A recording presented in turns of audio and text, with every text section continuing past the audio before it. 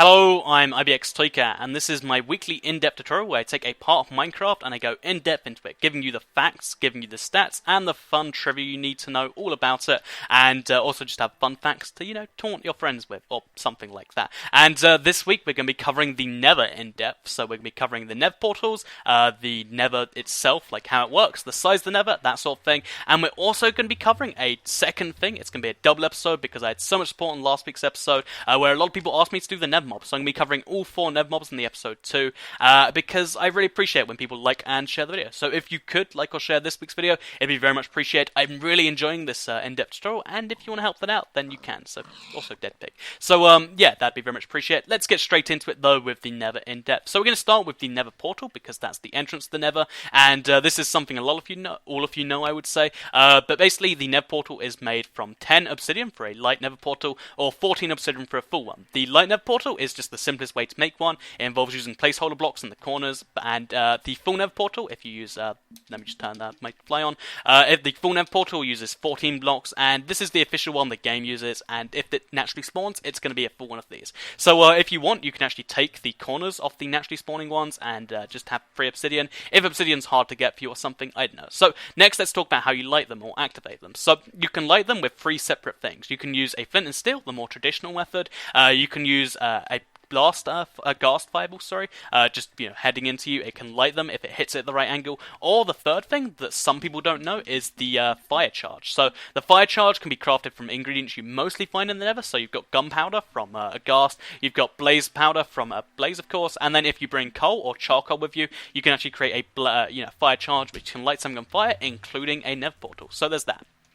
So what is the Nether, and why do you want to head there? So basically the Nether is a smaller version, or smaller hellish version I should say, of the regular world. So it's 3 times as small, or 1/3 the size, which means when you create a Nether portal, the coordinates you create it at actually determine your location in the Nether. So right now my coordinates are x394, z-48. If you divide those 2 coordinates by 3 and leave your y coordinate the same, that gives you your rough coordinates in the Nether. So to quickly divide that in my head, you get 132, and minus 16, that it will try and spawn me as close to that as it can, and this is where it spawns me. So it spawns me at 128, so only 4 blocks off, and minus 18, so exactly there, and only 4 blocks below where it needs to be. So the reason it can't spawn you exactly 1/3 of your coordinates is because it tries not to spawn you above lava, it tries not to spawn you in danger, and it tries to spawn you somewhere where there's actual location and not just a wall, because it couldn't spawn me just in the wall there, that wouldn't make any sense.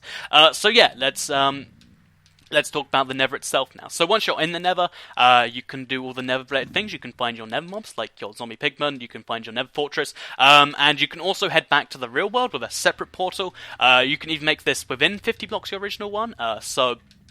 Since the Nether is 1/3 of the size of the real world, 286 by 286 blocks, by the way, basically what happens is if you're within 50 blocks of your original portal, it will just take you to your real world. The reason for this is on PC, if you're in 128 blocks, it takes you back, and it's just, the rough Xbox equivalent of that. So if I made a Nether portal here, it would just link back to my first portal. However, if you make one more than 50 blocks away, it kind of works like a reverse Nether portal. So it takes my coordinates from here, and it times them by 3 to get my overworld coordinates, and it makes a Nether portal there. So to quickly just multiply this in my head, you get 381 and 108 on the X and Z, so let's see what it gives us. And it tries to take you to those exact coordinates. It does the same thing where it won't spawn you in a wall or in lava or something. And as you can see, 300, it's really, really close each time. So it's even though I only went 50 blocks away in the Nether, this is actually 150 blocks away from my original portal, which means even for short distances like this, or fairly short ones, if you go in the Nether, it's 3 times as fast. So let's say I need to cross the entire world, all 864 blocks. As you can see, this is the amount of distance I'd have crossed in the Nether, this is the distance in the real world. It's a real big difference change. So yeah, that's why the Nether's so awesome for travel. You just go 3 times as fast. Even for railways, if you set it up right and you make it actually go faster, 3 times as fast railways, you can go from one side of the console world to the other in no time at all, really, if you use the Nether correctly, which is one of my favourite things about it. So yeah, there's that. So next, let's talk about the actual limits on the the Nether. So the Nether has a limit of 286 by 286 blocks. Like I've said already, it goes each way to the corners and whatnot. And then there's bedrock at the edges rather than like the usual just like ocean view you get in the overworld. However, there's also a limit of 128 blocks up. This is weird because the rest of the world got a height limit increase to 256, but they left the Nether the same, so there's a big cap up there, even though there's 128 buildable blocks up there. So, how do you get past this? Because even in creative, you can't break this bedrock. It's unbreakable bedrock. However, there is a little glitch you can use to get above it, and I warn you before you do this, make sure you have some way to get back, because once you get up there, you're kind of trapped. But basically, if you have 2 ender pearls, and even one can do it sometimes, time now. Okay, there we go. So you can use that to get up here to the Nether. It's a little bit difficult to do, but once you do, you're rewarded with this just massive open place where there's nothing but bedrock and a few mushrooms for some reason. But yeah, there's nothing but bedrock, and if you create a portal here, you have a way back, and you can essentially use this as like a secret house thing. Because if you have friends that are just stealing your stuff all the time, or something like that, then this is a handy way to avoid that. Because, of course, if they can't find your stuff, they can't take it, and this is a handy place to do that. Also, it's a big flatland, so if you want a big flat place to build, here's a place to do that. But using 2 ender pearls to get here each time can get tedious because it hurts your health, and ender pearls aren't easy to come by. So there's a cool glitch for you. Actually, while we're up here, let's talk about the first Nether mob, because there's no mobs up here, but we're going to make some anyway. So let's talk about these zombie pigmen. These are the first one that you'll probably see, and they're also the oldest of the Nether mobs. They came with the Nether, which was the alpha version of Minecraft PC, and the launch version of Minecraft Xbox. So basically, again, they're the oldest mob in the game, and they're also the only mob that can spawn in the overworld too. Because they can kind of leak through Nether portals, they can actually spawn from your overworld Nether portal, which if you see my Let's Play, it's kind of weird when it happens. It's just this weird thing, and it's a pretty low chance, but you can still do it. I need to eat, I realise, but yeah, so basically they can spawn in the overworld too, and they're pretty much identical to the zombie, even though they're visually not, except in 3 separate ways. First of all, they do a lot more damage, so they deal 5 to 13 damage depending on the difficulty, which is absolutely insane. That means 2 of them together can, if they hit you once each, you're dead, even on hard, and if they hit you twice each on easy, you're dead still if you don't have armor.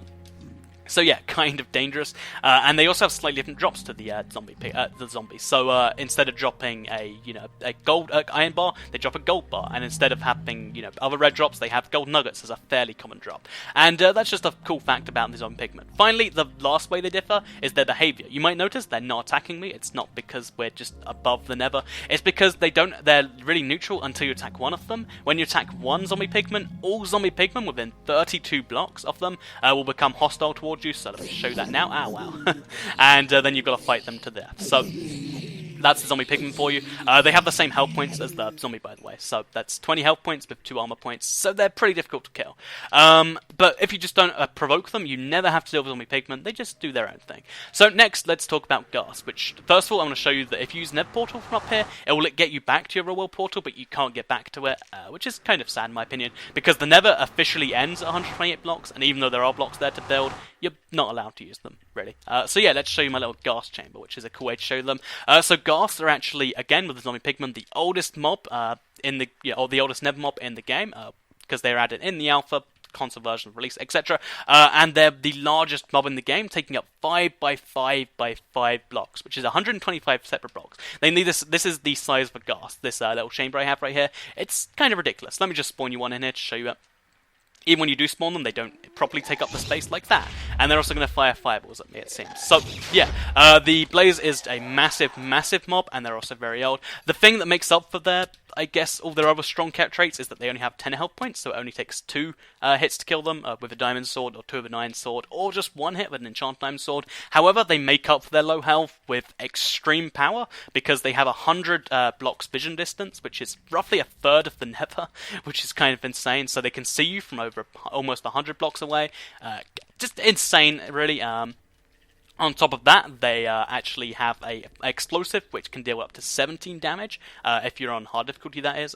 Why am I not regenerating health anymore? I'll just quickly eat something. But yeah, they can deal up to 17 points of damage if it hits you directly, which again, just absolutely insane that it can deal that much. And also, it can break most Nether blocks with its fire explosion, including Netherrack and Nether Quartz. However, some blocks that it doesn't break, I'll list them all on screen right now. The most notable is cobblestone, so if you just take cobblestone with you, you can make a ghast-proof shelter, and that's the easiest way to avoid them, really. So There's that. And finally, they drop gunpowder and they drop ghast tears, these things, which is actually interestingly a potion ingredient, along with the gold nugget and along with the blaze powder you get from blazes, which I think is really odd. And also there's the magma cream, which you get from magma cubes, the next mob we're going to be talking about. Smooth segue, right?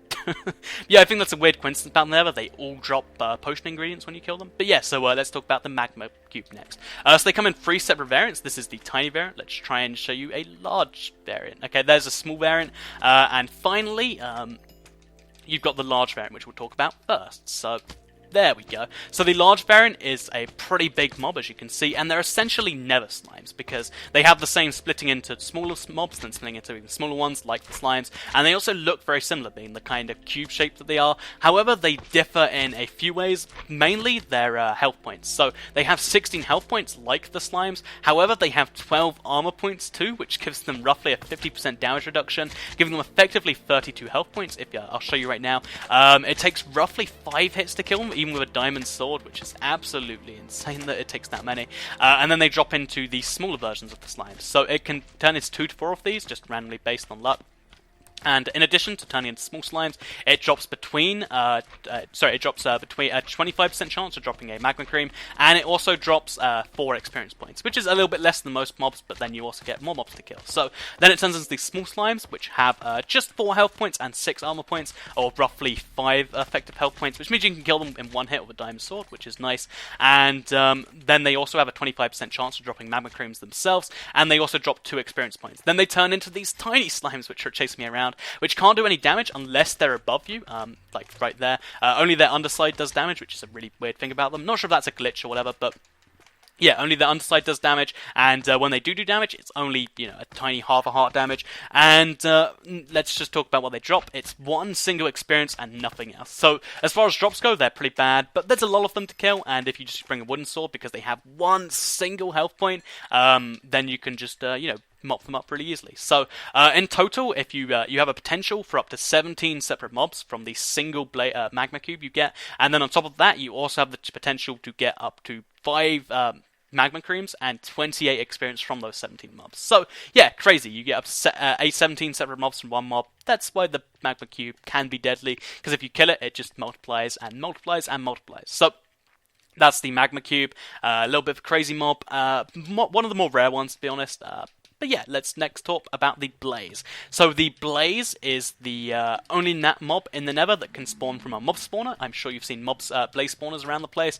And in addition to spawning from that, they also spawn around Nether fortresses. So I'm going to try not to die right now. They take 3 hits to kill with Diamond Sword because they have 20 health points like most other mobs. However, their drops are what makes them really interesting to me, because they drop 10 experience, which is double the usual.